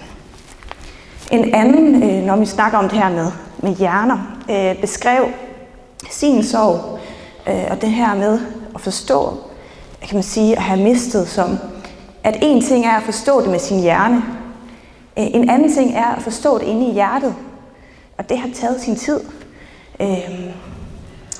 En tredje person beskrev sit sorgforløb som, at jeg har været vant til at have en ved siden af og aftale tingene med. Så stod jeg lige pludselig helt alene. Så fik jeg rigtig meget brug for at få hjælp til at sige jeg. Det her med at stille ind, hvad ved jeg? Hvad kan jeg? Og hvordan skal mit liv se ud? Altså jeg vokser stadigvæk lidt med det. Så det her med at gå fra et vi til et jeg, har været en svær proces. Og det er noget af det, som personen blandt andet har fået hjælp til i det her behandlingsforløb. Ja, så vil jeg jo fortælle lidt om de her resultater, vi har fået og arbejdet på undervejs til de her møder. Og det bliver en forsimplet kort udgave, I får i aften, fordi igen, der er jo så mange nuancer, vi har fået undervejs, men jeg har kort tid. Så det her det er det vigtigste, jeg lige kan give jer. Og så vil jeg jo bare opfordre til at læse artiklen, når den kommer ud. Så det vi spurgte om, det var jo, altså, hvad har været særlig virksomt, hvad har været særlig godt, og hvad har været mindre godt i jeres behandlingsforløb. Og en af de, nu vil jeg først lige beskrive de her elementer, som klienterne har fundet særlig hjælpsomme i deres behandlingsforløb. Så hvad har særlig virket? Der har de blandt andet sagt her med at få mulighed for at skabe overblik, finde en retning i deres sorg, kan man sige, og prioritere. Og hvad betyder det? Jamen, jeg har lige et lille citat, som kan måske give en indsigt i det her. Det var for at formindske angst, uro og kederlighed, altså prøve at få skabt en vej, så man også kunne få noget ro, kunne få en pause. Jeg var holdt op med at trække vejret, så kunne jeg ikke blive ked af det. Det var der altså ikke nogen fremtid i. Så det her med at få at vide, hvad kunne jeg så gøre i stedet for at holde op med at trække vejret? Altså jeg fik en vej, så fik en metode altså til, hvad skal jeg gøre? Hvordan skal jeg forholde mig til min sorg? Og hvad er det for nogle opgaver, jeg faktisk skal kigge på først? Den anden element, det er det her med at få fortalt, og derefter acceptere, at mine følelser i sorgen er normale. Så det her med at kunne helt forstå, jamen, at være i, hvad er sorgens følelser faktisk, det kan være en helt ny situation for mange. En beskriver det som, at uanset hvordan jeg får det, eller hvad jeg føler, så er det okay. At det ikke er noget med, nu bør du tage dig sammen. Før i tiden havde jeg en opfattelse af, at der var sorgfaser, som man ligesom skulle gå igennem. Det mener man jo ikke mere, kan jeg forstå. Og det er jo det, jeg har gået og troet i årene efter døden. Der må være nogle faser, som jeg ikke er kommet godt nok igennem, eller sprunget over. Det er rart for mig i dag at vide, at sådan nogle faser er der ikke. Og uanset hvad, så er det ok, at jeg har smerte. Så simpelthen at få noget viden om, hvad er sorg faktisk, og hvad er normalt. Et andet element i terapien, det er det her med at blive vejledt og støttet i at håndtere svære følelser, sådan som vrede, skyld, angst. Og det var meget vigtigt for deltagerne, at de her ord kom frem som et tema, Fordi det var de her, kan man sige, følelser, som havde været særligt udfordrende i deres sorg. Et andet tema, det er det her med at blive presset til at konfrontere det, de hver især undgik. Hvor en deltager fortalte, hvordan at gruppen, som hun har været i, havde særligt hjulpet hende til at konfrontere det, hun undgik. Hun beskriver det som: ja, efterhånden blev de stående hver eneste gang jeg kom. Har du fået spredt asken? Hver eneste gang. Så til sidst, ja, nu blev jeg nødt til det. Det blev ren gruppepres, men på den gode måde. Og så et element, det er det her med at få en forbindelse til afdøde igennem brevskrivning, som er kan man sige, en øvelse, som går igen i terapien, hvor en af deltagerne beskrev det som: det var helt afgørende for mig, at jeg fik besked på, at en halv time om dagen i 5 dage, der skulle jeg skrive et afskedsbrev til min mand. Der kunne jeg virkelig mærke, at der skete noget. Der skete der virkelig noget, og jeg følte både, at jeg havde kontakt med ham. Samtidig var jeg helt bevidst om, at han var væk. Det gjorde virkelig noget for mig. Noget uforløst i mig blev forløst. Så et afskedsbrev var det her med at kunne få mulighed for at skrive nogle af de ting, som der ikke var mulighed for at få sagt. Ting, som efterfølgende har været vigtige, men som der ikke var tid til, eller som ikke var mulighed for inden. Så er der nogle strukturer i terapien, og jeg prøver at gøre det lidt mere kort nu her, for jeg kan mærke, at der er et tidspres. Men nogle strukturer i terapien, det kan man sige, det er nogle rammer i terapien, eller noget, som går igen, som er en del af hver session. Og de her strukturer kan både være positive elementer, eller kan man sige positive for terapien, men det havde også en negativ side, hvis de ikke blev opfyldt, eller kan man sige, psykologen ikke formåede at, kan man sige, gøre det her fyldestgørende. Så en struktur i terapien, som er særlig hjælpsom, det var det her med at få mulighed for at sætte ord på. Jamen sætte ord på, hvad der foregik inde i dem. At det her virvar af følelser, at få det ud på en eller anden måde. Det kunne være både skriftligt eller mundtligt. Så var det også det her med at have noget tydeligt hjemmearbejde, som var tilpasset den enkelte. Så det skulle ikke være utydeligt eller uklart, eller noget, som alle fik de samme opgaver. Det skulle være tilpasset. Og så var det vigtigt, at psykologen blev opfattet som en vidensperson, som kunne træde frem som en autoritet. Og der var lidt forvirring og negativitet om det her ord autoritet, men som en af deltagerne sagde: man kommer og er fuldstændig i sin følelsesvold, og man bliver fuldstændig forstyrret af tankemylder og ting og sager. Man har rigtig meget brug for, at der er nogen, der tager styringen og viser vejen. Jeg synes ikke, at jeg var autoritetstro, men lige der på det tidspunkt i mit liv, så synes jeg, at det var dejligt, at der var nogen, der tog mig i hånden og sagde, at det er den vej, vi skal.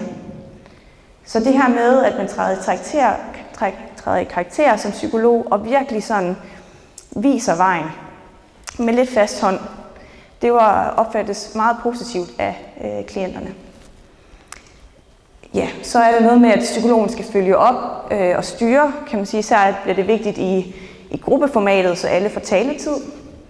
Rum til at dele tanker og følelser, det vil sige, at der skal være tillid i gruppen blandt andet, og der skal være åbenhed, og psykologen skal være lydhør. Så det var de her samtaler, vi var igennem, hvor psykologen var lydhør. Den her lydhørhed. Selvfølgelig har jeg et netværk og familie at tale med, men når der er gået et stykke tid, så kan man mærke på familien, når man selv bliver ved med at tale om det, at nu har de fået nok. Så det her med, at der var tid, der var et rum, der var et sted, de kunne virkelig udfolde sorgen. Og så selvfølgelig et støttende fællesskab med en gensidig forståelse, og det her tema er specifikt for gruppeformatet, hvor de fik lov til at spejle sig i hinanden. Sorg, som en sagde, så ja, nu blev den. Man behøver ikke forklare så meget, man kan føle det. Ja. Så var der nogle elementer, som de mente, der manglede i terapien, og det var et fokus på praktiske udfordringer, som varetagelse af afdødes opgaver, altså hvor emotionelt hårdt det er at skulle forholde sig til alle de her nye ting i hverdagen. Så var det de mange, der efterspurgte et kombineret format, altså både individuelle sessioner og gruppesessioner, sådan kombineret. Måske først nogle gruppesessioner, og så kunne slutte af med nogle individuelle sessioner til sidst. Så viden om og hensyn til hukommelsesudfordringer var særlig vigtigt, og noget, de alle kunne genkende.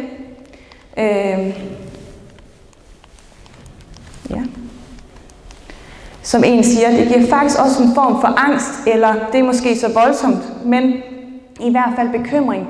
Bliver det nogensinde normalt, den der hukommelse? Altså, det er jo virkelig overvældende. Man tænker, hold kæft, er jeg ved at blive dement? Hjernen, den er nogle gange bare en tom skærm. Det er uhyggeligt. Så viden om, hvordan at sorg også kan påvirke ens hukommelse, og også over længere tid. Så nogle opfølgende sessioner var der ønske om, som en siger, det er jo ikke sådan, at man går ind i et terapiforløb, og ligesom sådan en produktion, så kommer man ud og er helbredt. Man har stadig sorgen med sig videre i sit liv. Og så en mulighed for familie- og pårørende sessioner. Det ville have været rigtig godt, hvis min datter havde deltaget i nogle af sessionerne.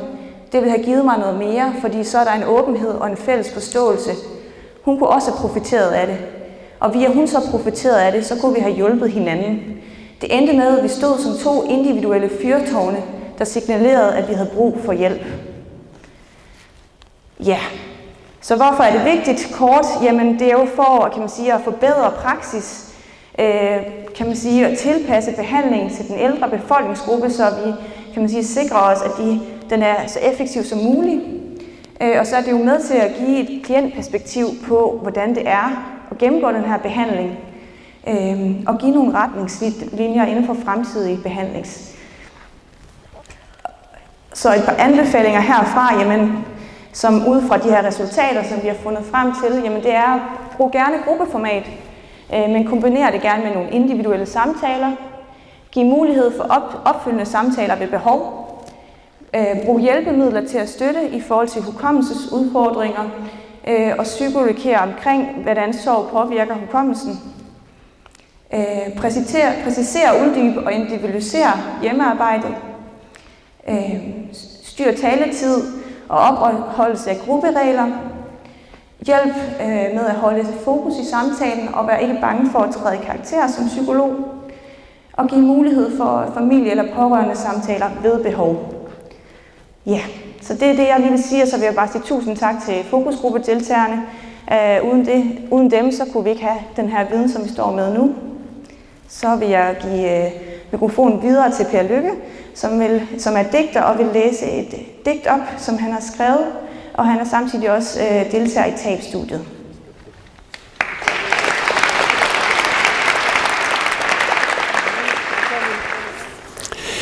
Ja, tak fordi jeg måtte komme her i aften og læse op. Mit navn er Per Lykke Jacobsen, og jeg har skrevet et afskedsbrev til min kone, der døde for 6 år siden. Og det blev til den her bog. Men det er på en måde min afsked med hende, og det er også min måde at arbejde med sorg på. Den måde, jeg er kommet igennem på.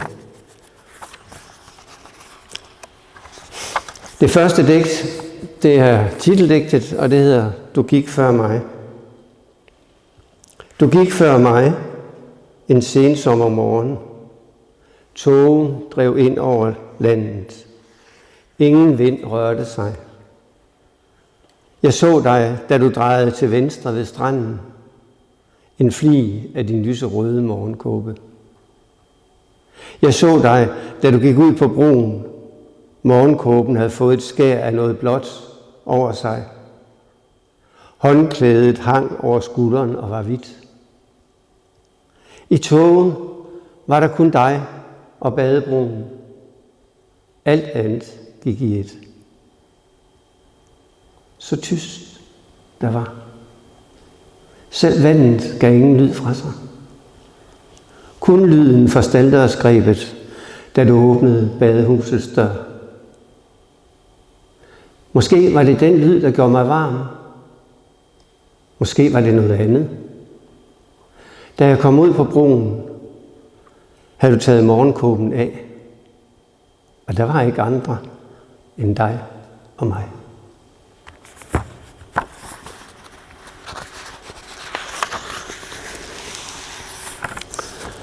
Bogen er bygget op som en fortælling. en fortælling, hvor første halvdel handler om sygdomsforløbet, og midtedelen det er sådan omkring døden, og det sidste er sorgen. En aften i december tænder du lyset, netop som jeg er faldet i søvn. Der er en knude, siger du. Regnen slår hårdt mod ruden. Det er mørkt. Vi venter på sneen. Din nøgne overkrop skygger for lyset.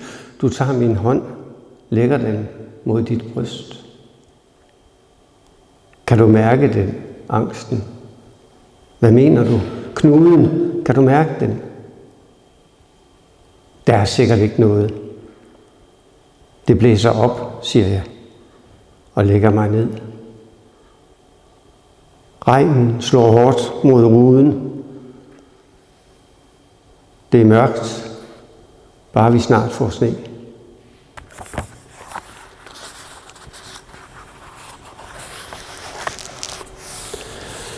Så kommer vi et stykke hen i sygdomsforløbet. Du må ikke gå. Jeg skal dø. Ja, jeg ved det. Jeg skal dø. Ja, du skal dø, men jeg elsker dig. Gør du? Ja. Jeg er bange. Det forstår jeg. Måske dør jeg først efter nytår. Selvfølgelig dør du først efter nytår. Tror du? Ja. Vi skal være sammen i julen, hele familien. Det skal vi. Vi skal også have foråret sammen. Tror du, jeg lever så længe? Ja, det tror jeg. Foråret på terrassen med morgenmad. Ja, med morgenmad i solen. Jeg er bange. Det forstår jeg godt. Jeg har ikke prøvet det før. Det har ingen af os. Hvor tror du, jeg kommer hen? Du kommer derhen, hvor du var, inden du blev født. Hvordan skal I klare det uden mig? Det ved jeg ikke. Jeg kan ikke forestille mig et liv uden dig. Du skal være der for børnene og børnebørnene. Ja, jeg skal nok være der. Lover du det? Ja, det lover jeg. Du må ikke gå.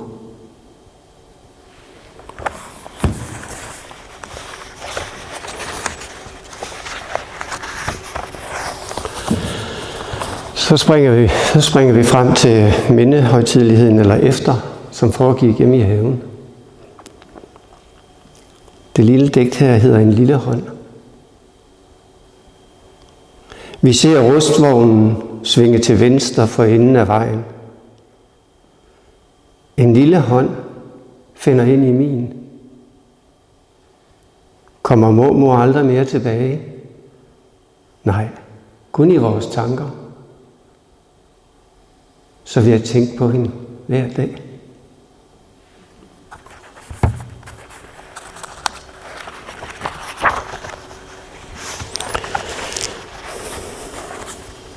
I dag er det din fødselsdag. I dag er det den 14. juni. I dag kunne du være blevet 68. I dag vågner jeg med en klump i halsen. I dag mærker jeg dig indeni. I dag glemte jeg at tage avisen ind. I dag brændte det ristede brød på. I dag blev ægget hårdkogt. I dag tabte jeg bægeret, du gav mig. I dag er det 451 dage siden. I dag er det lang tid siden. I dag er det ingen tid siden. I går var det, dit hjerte holdt op med at slå. I dag slår mit hjerte alt for hurtigt. Der er så meget, der lægger mig på sinde i dag. Så meget at fortælle. Du skal vide, jeg er her.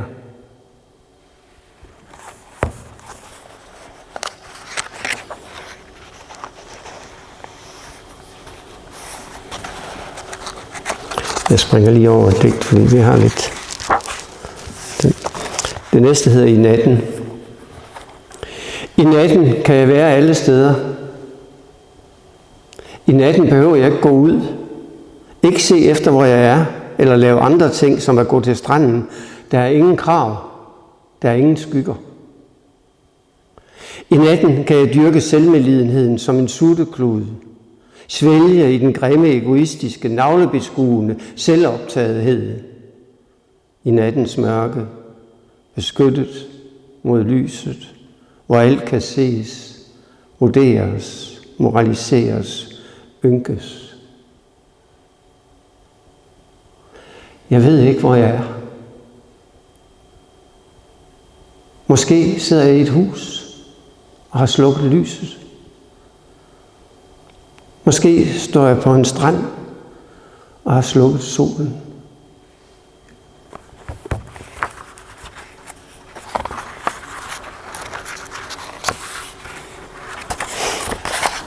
Og så det sidste digt, som jeg har kaldt Mod solen. Fuldmånen på en mørk himmel, skjult bag lave skyer, oplyser en plet på jorden et sted. Også den har brug for at orientere sig. Jeg pakker sammen og lister ind. Månen trækker skyerne med sig. Nordstjernen funkler med et lysende skær. I nat lukker jeg ikke døren. Som en oplyst apokalypse stiger solen op i havet, lyser på badebroen, der står som et monument over en svunden tid. Lyden fra stalddørsgrebet, da jeg åbner badehusets dør. Der er ikke andre end mig denne morgen. Badekåben hænger jeg på knæen. Solens lys i havoverfladen sviger i mine øjne, varmer min krop. Jeg sætter mig på bænken, ser ud i horisonten et sted. Jordens krumning i mine øjne, da jeg springer. Svømmer i den solstribe, der engang var din. Tak.